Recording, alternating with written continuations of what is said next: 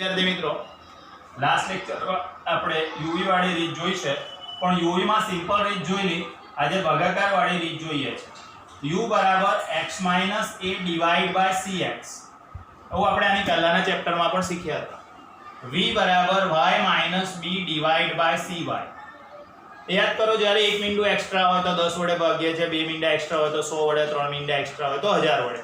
Point પછી એક આંકડો હોય તો 0.1 વડે, પોઈન્ટ પછી બે આંકડા હોય તો 0.01 વડે, પોઈન્ટ પછી ત્રણ આંકડા હોય તો 0.001 વડે ભાગાકાર કરતા હતા. તો એ ભાગાકાર કરીએ તો b નું સૂત્ર બદલાઈ જાય. b નું સૂત્ર આવું આવે: y માં cy જોડે ભાગાકાર કર્યો છે એટલે cy, x માં cx જોડે ભાગાકાર કર્યો છે એટલે cx. તો cy / cx બ્રેકેટમાં n sigma uv minus sigma u into sigma v divide by n sigma u square minus sigma u the whole square. તો આપણું b નું સૂત્ર જેમાં cy/cx લખવું પડશે. બીજું સૂત્ર એ તો બદલાતું જ નથી, y bar minus bx bar, અને third y cap a plus bx. અક્ષર દેખાય છે બરાબર કમ્પ્લીટ? ઓકે, આગળ જઈશું.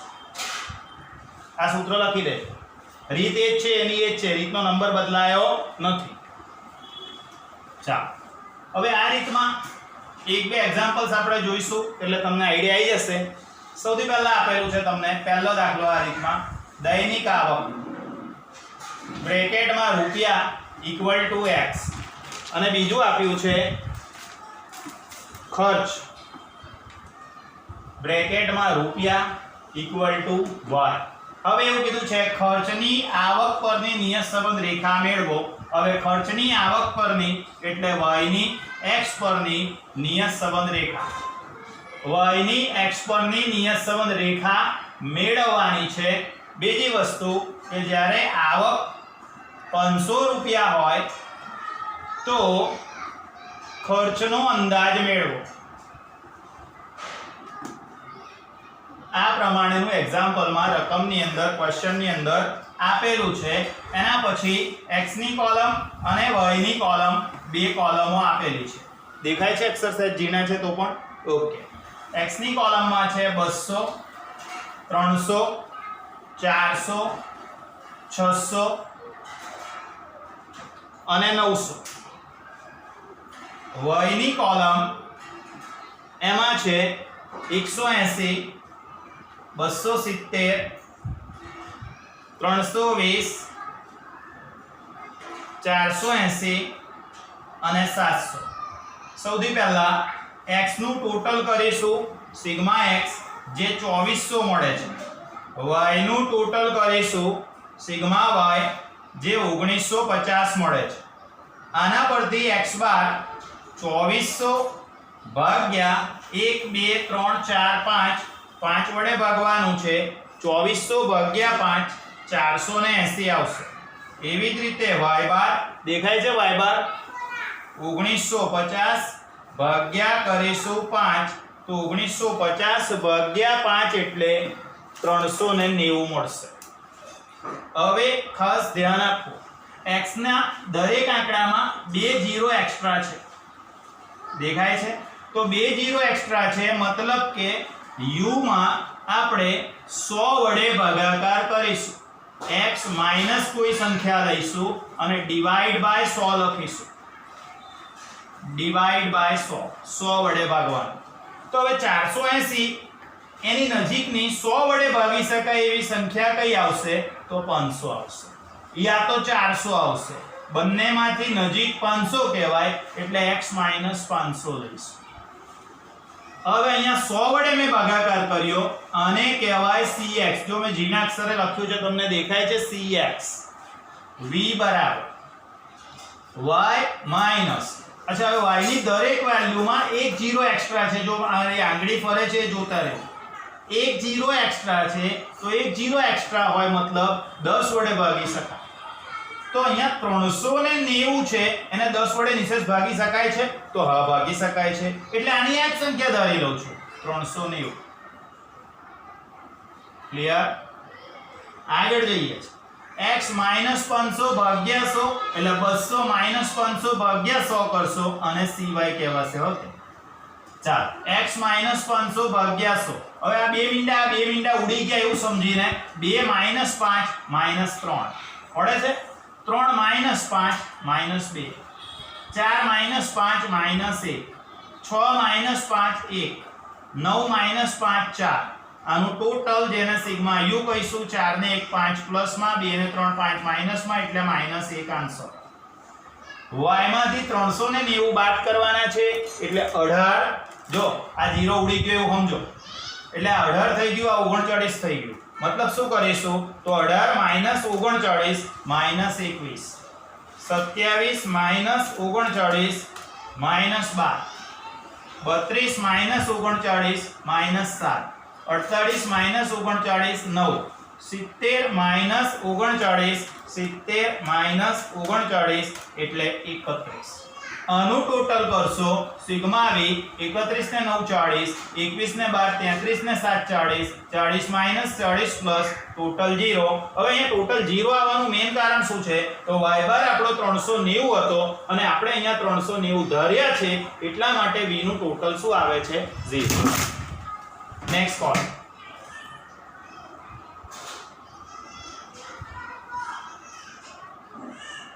કશો વાંધો નહીં. હવે ધમકારા આવ્યા કરે બહુ ટેન્શન નહીં લેવાનું તમારે, ભણવાનું છે. ચાલો નેક્સ્ટ કોલમ આપણે બનાવીશું u into v એટલે u અને v નો ગુણાકાર કરીશું. 21 ગુણ્યા 3 63 ઓછા ઓછા વત્તા 2 ગુણ્યા 12 24 ઓછા ઓછા વત્તા 1 ગુણ્યા 7 7, 1 ગુણ્યા 9 9, 31 ગુણ્યા 4 4 એકા 4 4 તરી 12 124. આનું ટોટલ કરીશું 63 24 7 9 124. આનું ટોટલ કરીએ એટલે સિગ્મા uv મળી જશે. સિગ્મા uv મળશે 227 227. ક્લિયર. એના પછીનું કોલમ u સ્ક્વેર નું બનાવીશું. u નો વર્ગ આઈ રહ્યો u 3 નો વર્ગ 9, 2 નો વર્ગ 4, 1 1 4 નો વર્ગ 16 તો સિગ્મા u સ્ક્વેર મળશે 16 ને 1 17 ને 18 ને 4 22 ને 9 31. તો આ આપણી કોલમો તૈયાર થઈ ગઈ. x y બે કોલમ આપેલી હતી. x માઇનસ 500 ભાગ્યા 100 કરીને u બનાવ્યું, y માઇનસ 390 ભાગ્યા 10 કરીને શું બનાવ્યું આપણે બોલો v બનાવ્યું. ક્લિયર આવે છે આટલું. ચાલો નેક્સ્ટ પોઈન્ટ. નેક્સ્ટ પોઈન્ટમાં પહેલું સ્ટેપ b શોધવાનું. પહેલું સ્ટેપ b શોધવાનું. તો b બરાબર cy upon cx into n sigma uv minus sigma u into sigma v divide by n sigma u square minus sigma u the whole square બરાબર cy એટલે y માં આપણે શાના વડે ભાગાકાર કર્યો છે 10 વડે, ડિવાઇડ બાય cx x માં શાના વડે ભાગાકાર કર્યો છે 100 વડે, n એટલે અવલોકનોની સંખ્યા કેટલી હતી 5, સિગ્મા uv આયર્યું 227 માઈનસ સિગ્મા u આયર્યું -1, સિગ્મા v 0 divide by n 5, sigma u નો square 31 minus sigma u the whole square એટલે કેટલા -1 નો વર્ગ. તો 10 ભાગ્યા 100 ઇઝ ઇટ ઇઝ બ્રેકેટમાં 5 ગુણ્યા શું કરીશું 227 એટલે 1135 માઈનસ માઈનસ પ્લસ 0 1 ગુણ્યા 0 એટલે 5 ગુણ્યા 31 કરીશું 155 માઈનસ નો વર્ગ પ્લસ પણ વચ્ચે માઈનસ છે એટલે -1. નેક્સ્ટ સ્ટેપમાં 10 ભાગ્યા 100. હાથમાં બહુ ખંજવાળ આવે તોય 10 ભાગ્યા 100 કરવાનું નહીં. એનું શું કરીશ હમણાં જોજો.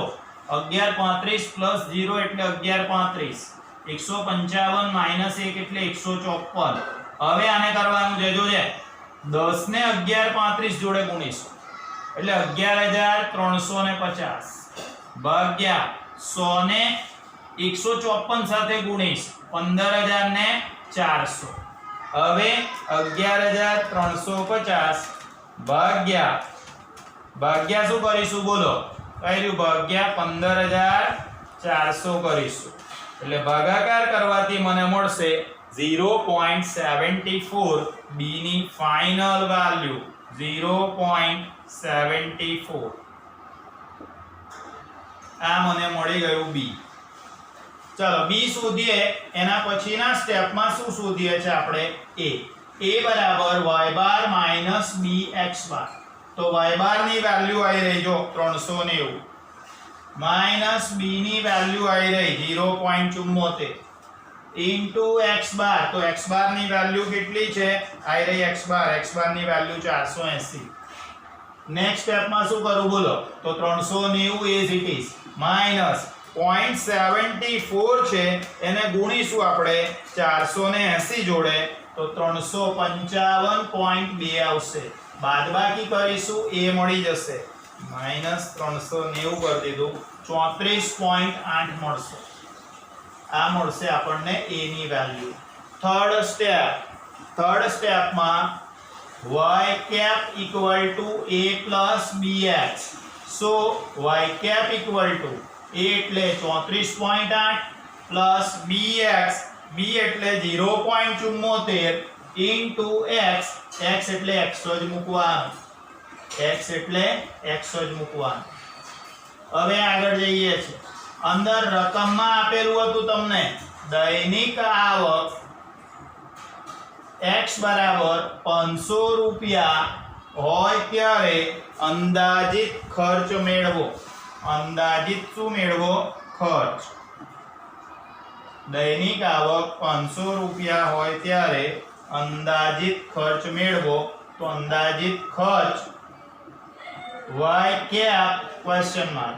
so y cap equal to 34.8 plus 0.74 into x એટલે 500 ને 0.74 જોડે ગુણીશું તો 0.74 into 500 કરીએ છે ગુણાકાર આવશે 370 એમાં 34.8 ઉમેરીશું એટલે y cap નો ફાઇનલ જવાબ મને મળશે 404.8 રૂપિયા.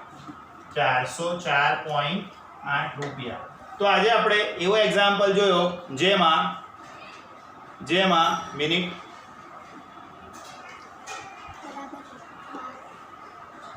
404.8 થયો y cap નો ફાઇનલ આન્સર.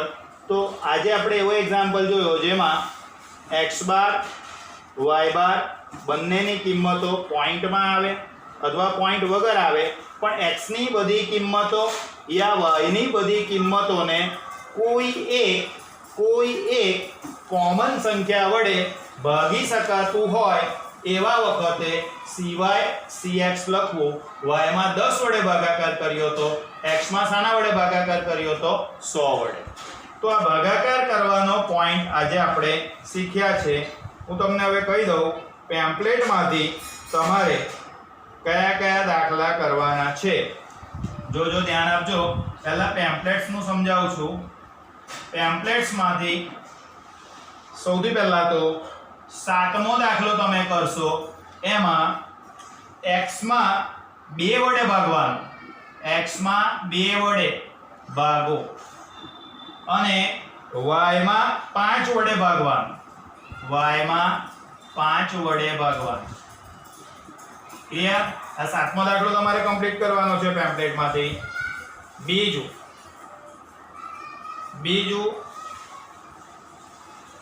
પેમ્પલેટમાંથી તમારે કમ્પ્લીટ કરવાનો છે દાખલા નંબર 10.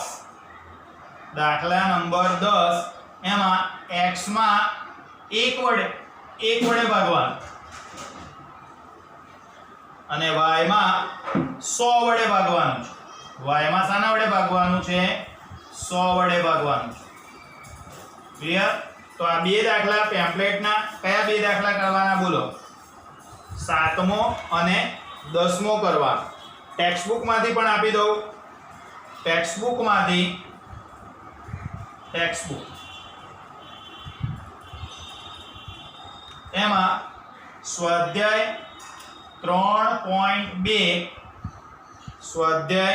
3.2 એનો ચોથો દાખલો કરવાનો છે. 3.2 નો ચોથો દાખલો કરવાનો છે. એમાં x માં 5 વડે ભાગો અને y માં 1000 વડે ભાગજો. ક્લિયર? તો ટોટલ જોઈ લો, એક દાખલો હમણાં ગણ્યો એ, પછી 7મો 10મો પેમ્પલેટનો અને ટેક્સ્ટબુકમાંથી ચોથો દાખલો 3.2 નો. એટલે 1 2 3 ને આ ગણાયેલો દાખલો છે 1 એટલે 4. બરાબર છે. ટોટલ 4 દાખલા કમ્પ્લીટ કરવાના છે. Bye bye, Tata, C you.